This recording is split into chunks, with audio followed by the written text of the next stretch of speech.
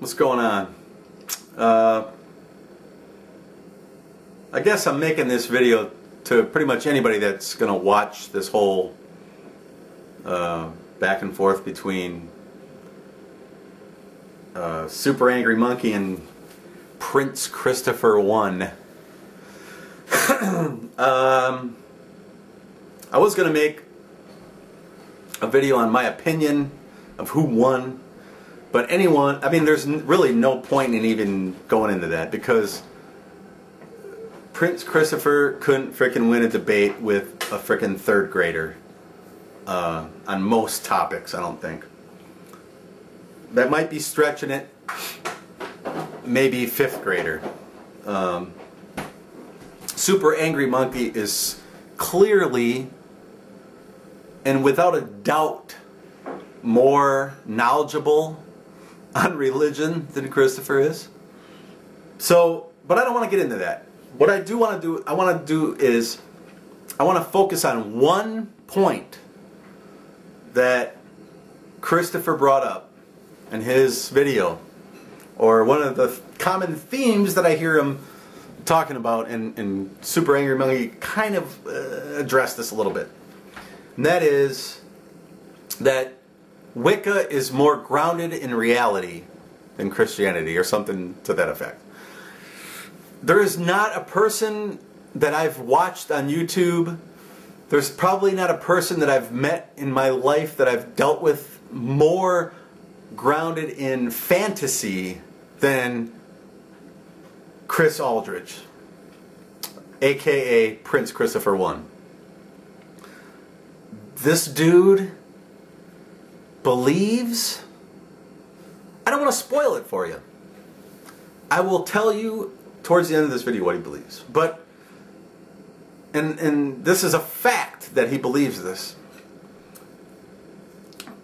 Chris has a link to a website that he wrote, ostensibly a book entitled "A War This Way Comes." See, he's always got the drama. Now he says at the beginning of this website / book, "Hey everyone, Chris Aldridge here," or Prince Christopher. Prince. Where do you get that frickin', where does he get that title from? Anyways, this site is, I basically expose the religions of Wicca and Christianity, blah blah blah.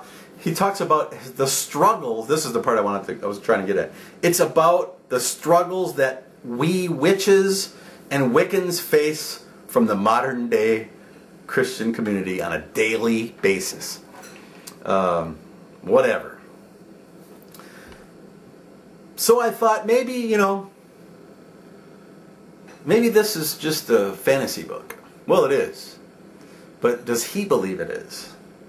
At the bottom it says, in his disclaimer, he's always got to have a disclaimer, this is a non-fiction work with reliable sources. Now, while that's not true, he believes it's a non-fiction work. The reliable sources is pretty much mostly his frickin' mind. So I want, if anybody wants to see this, go to this frickin' thing. I'll put a link in my description, I suppose. And go to Chapter 4. Who does Satan like the most?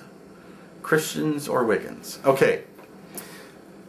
Now, if you go to the third paragraph, he says that Satan hates Wiccans. Listen to this. I mean, this is now in the 4th paragraph. He hates us Wiccans because we can stop him in every way, and he loves Christians because they cannot and are so easily taken advantage of. He just has a way with words, doesn't he? But, so, that's his premise, that Satan wouldn't want to be messing with the Wiccans because they can stop him in every way. But later on, if you scroll down to the bottom, and he talks about the time he was attacked. And luckily for him, he had just picked up Wicca. The fourth to the last paragraph. Wait, 1, 2, 3, 4. The fifth to the last paragraph. The first attack came in my dreams. I dreamt I was in the first house I lived in before my grandparents died. There was a young girl lying on my grandfather's bed who was long then dead. She had red hair, freckles, and was around 20 years old. I saw her as plain as day, but did not know her. I and 3 others stood side by side in the room. The girl kept saying, "Don't touch me," in a terrified voice. And we kept saying, "We're not touching you." When she saw me, she rose and began screaming as she backed in a corner. Which, on a side note, is the same reaction Chris gets in the club whenever he hits on a chick. But her eyes as black as coal. She was absolutely terrified of me, or at least was whatever possessed her. Or at least was whatever possessed her. So his suggestion here is this girl's possessed, and when she laid eyes upon the powerful Chris, she screamed because she knew she couldn't deal with this witch who was so powerful that could defeat her. So he continues.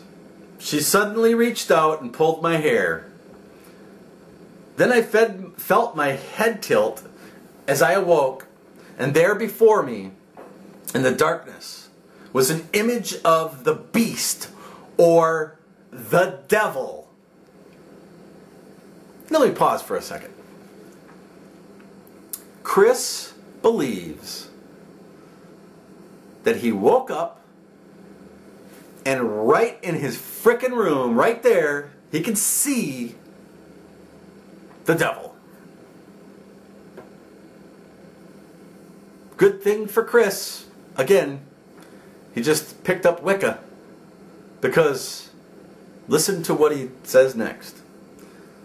At the time, I knew only one magical spell, which was my own creation, to drive him away. Departisis, I commanded, focusing my intent and energy on banishing him, and the image quickly faded. So, let's cut out all of the bullshit, and who was right and who was wrong, who's living in a fantasy world and who's not.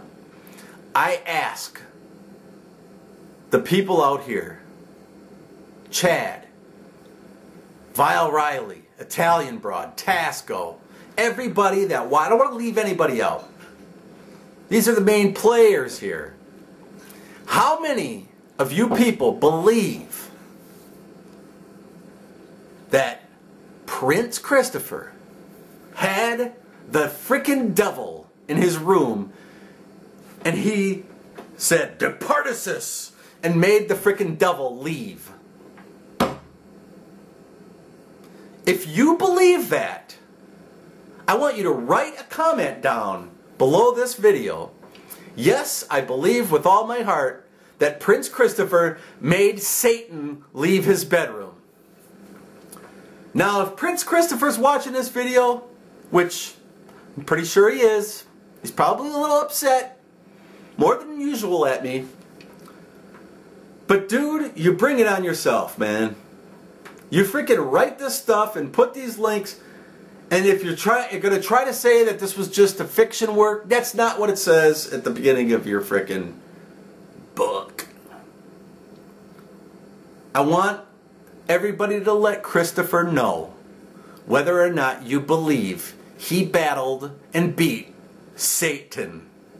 So, before you go anywhere, down there in the comments, tell me if you believe it.